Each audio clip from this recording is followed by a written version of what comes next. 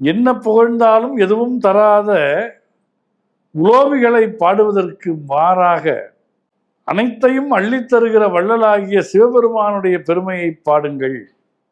எந்தை புகழூர் பாடுமின் புலவீர்கள். அவர் முக்திக்குரிய கடவுள் மட்டும்தான் என்று நினைக்கிறீர்கள். ஆனால் அவர் எப்படி தெரியுமா? இம்மையே தரும் சோறும் கூரையும் தம்மையே புகழ்ந்து இச்சை பேசினும் சார்பினும் தொண்டர் தருகிலா பொய்மையாளரை பாடாதே எந்தை புகழூர் பாடுமின் புலவீர்கள்.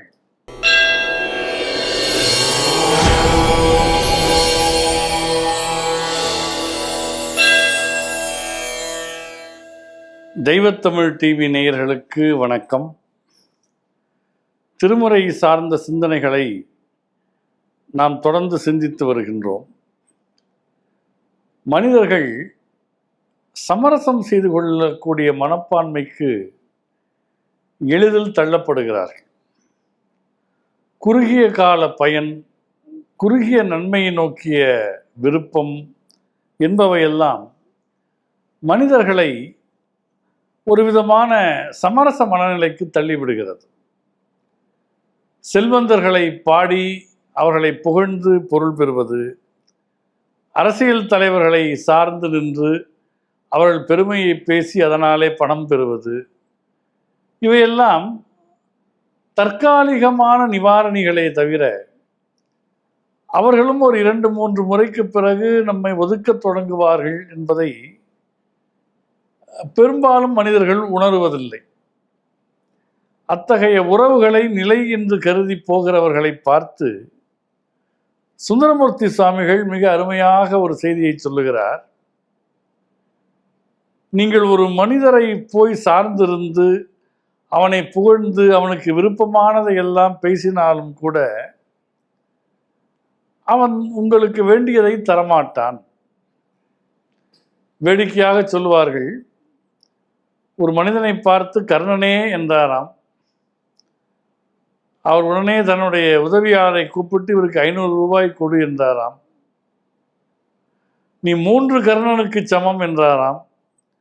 1500 ரூபாய் கொடு என்றாராம். 10 கர்ணனுக்கு சமம் என்றாராம். 5000 கொடு என்றாராம். இவர் வரும் வரும் என்று பார்த்தார், பணம் வரவில்லை. என்ன நீங்கள் தருவதாக சொன்னீர்களே, தரவில்லையே என்று தயங்கி கேட்டாராம். நீ என்னை 1 கர்ணன், 3 கர்ணன், 5 கர்ணன், 10 கர்ணன்லாம் சொன்னியே, அதை ஏன் சொன்னாயின்னு கேட்டபோது, சொன்னால் உங்களுக்கு மகிழ்ச்சியாக இருக்குமே என்று சொன்னேன் என்று அந்த புலவர் சொன்னாராம். உடனே அந்த மனிதரும், ஆமாம் 5000, 1500, 5000 என்று சொன்னால் உனக்கு மகிழ்ச்சியாக இருக்குமே என்று சொன்னேனே தவிர நான் தருவதாக இல்லை என்று பதில் சொன்னாராம். தம்மையே புகழ்ந்து இச்சை பேசினும் சார்பினும் தொண்டர் தருகிலா பொய்மையாளரை பாடாதே எந்தை புகழூர் பாடுமின் புலவீர்கள் என்று புலவர்களை பார்த்து சுந்தரமூர்த்தி சுவாமிகள் சொல்லுகின்றார். என்ன புகழ்ந்தாலும் எதுவும் தராத உலோபிகளை பாடுவதற்கு மாறாக அனைத்தையும் அள்ளித்தருகிற வள்ளலாகிய சிவபெருமானுடைய பெருமையை பாடுங்கள். எந்தை புகழூர் பாடுமின் புலவீர்கள். அவர் முக்திக்குரிய கடவுள் மட்டும்தான் என்று நினைக்கிறீர்கள். ஆனால் அவர் எப்படி தெரியுமா? இம்மையே தரும் சோறும் கூரையும். இந்த பிறவியிலேயே உங்களுக்கு உணவு பற்றாக்குறை வராமல் பார்த்து கொள்வார். புத்தாடைகளை தந்து உங்களை பராமரிப்பார். தங்க நிழல் உடுத்த உடை, உண்ண உணவு என்பதுதானே மனிதருடைய தேவையாக இருக்கிறது. எனவே இம்மையே தரும் சோறும் கூரையும் ஏத்தலாம் இடர் கெடலுமாம் அம்மையே சிவலோகம் ஆழ்வதற்கு யாதும் ஐயுறவு இல்லையே என்று சுந்தரமூர்த்தி நாயனார் அருளுகின்றார். இக வாழ்க்கைக்கு தேவையான வசதிகளை வாய்ப்புகளையும் தருவார். அதே போல உங்கள் பிறவி முடிகிற போது சிவலோகத்தை ஆளக்கூடிய ஒரு நிலையையும் இறைவன் தருவார். தன்னை அண்டி வந்தவர்களுக்கு அனைத்தையும் தரக்கூடிய சிவபெருமான் எங்கே? எவ்வளவு புகழ்ந்து பேசினாலும் எதையும் தராத மனிதர்கள் எங்கே? பொய்யாளர்கள் எங்கே? அந்த பொய்மையாளர்களை பாடாமல் புண்ணியமூர்த்தியாகிய சிவபெருமானுடைய பெருமைகளை பாடுங்கள் என்று அறிவுறுத்துகின்றார் சுந்தரமூர்த்தி நாயனார். காரணம், பாடி பரிசில் பெறக்கூடிய புலவர்கள் தங்கள் ஆற்றலை வீணாக்கிவிடக்கூடாது, விரயம் செய்யக்கூடாது என்கிற விருப்பத்தினுடைய அடிப்படையிலே தான் இந்த அறிவுரையை சொல்லி அவர்களை இறைநெறியிலே ஆற்றுப்படுத்துகின்றார். இந்த பாடலை மறுபடியும் ஒரு முறை பாருங்கள். தம்மையே புகழ்ந்து இச்சை பேசினும் சார்பினும் தொண்டர் தருகிலா பொய்மையாளரை பாடாதே எந்தை புகழூர் பாடுமின் புலவீர்கள். எனக்கு தந்தையாக விளங்கக்கூடிய சிவபெருமான் வீற்றிருக்கக்கூடிய திருப்புகழூர் இருக்கிறதே என்று சொல்லுகிறார். இந்த தலத்தினுடைய பெயரை சுட்டுவதில் ஒரு நயம் இருக்கிறது. யார் யாரையோ புகழ் என்று நினைத்து கொண்டு நீங்கள் போகிறீர்கள்.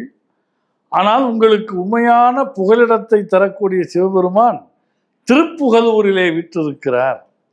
எனவே புகழ் ஊர் என்பது உங்களுக்கு புகலிடம் தரக்கூடிய ஊர் என்பதை உணர்ந்து எந்தை புகழூர் பாடுமின் புலவீர்கள் இம்மையே தரும் சோறும் கூரையும் ஏத்தலாம் இடர் கெடலுமாம். அவனை நீங்கள் புகழ்ந்து பேச பேச உங்கள் மனதிலே முதலில் ஒரு இன்பம் தோன்றும். அது என்ன இன்பம்? உண்மையை பேசுகிறோம் என்ற இன்பம். ஒரு மனிதனுக்கு அவன் சொல்லுகிற சொல்லில் எப்போது ஒளி வருகிறது என்று மகாகவி பாரதியை கேட்டபோது, உள்ளத்தில் உண்மை ஒளி உண்டாயின் வாக்கினிலே ஒளி உண்டாகும் என்று சொன்னார். அதுபோல இம்மையே தரும் சோறும் கூரையும் ஏத்தலாம் இடர் கெடலுமாம். அப்படி ஏத்தி ஏத்தி புகழுகிற போது நம்முடைய துன்பங்கள் தாமாக நீங்கக்கூடிய ஒரு தன்மையையும் நம்மால் உணர முடியும். இது இந்த பிறவிக்குரியது மட்டுமல்ல, இது இம்மையில் அவர் இதையெல்லாம் தருகிறார். ஆனால் அம்மையே தாய் உள்ளத்தோடு 1000 அன்னையருக்கும் தோன்றாத பெருங்கருணையோடு கனிவோடு சிவலோகம் ஆழ்வதற்கு யாதும் ஐயுறவு இல்லையே. இந்த உலக வாழ்க்கைக்கு இறைவன் உதவுவான் என்பதில் எப்படி ஐயமில்லையோ அதுபோல பர வாழ்க்கையில் சிவலோகத்தை சென்று நீங்கள் ஆள்வதற்கும் அவன் உதவுவான் என்பதை இந்த பாடலின் வழியாக சுந்தரமூர்த்தி நாயனார் நமக்கு உணர்த்துகின்றார்.